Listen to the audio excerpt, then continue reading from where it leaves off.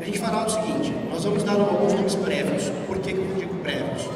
Porque nós temos, a reunião que nós fizemos para formar esse grupo, ele não tinha 100%, ele não tinha coletividade porque a gente ainda não mora no Cerejeira 12.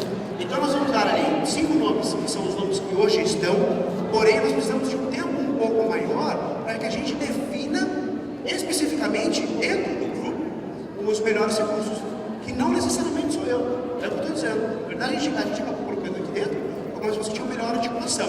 Colocamos. Então vamos lá, eu vou te dar os 5 nomes. Você está de acordo com isso? Eu vou te...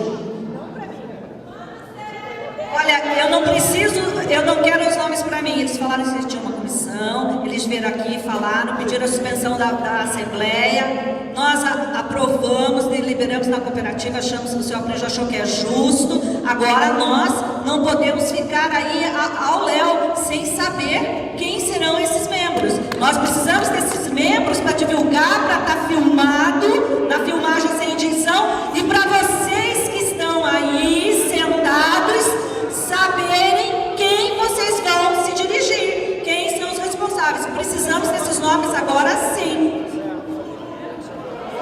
Ô, gente, só para complementar, a gente veio aqui porque a gente, como morador ou como cooperado, a gente também sentiu vontade de falar.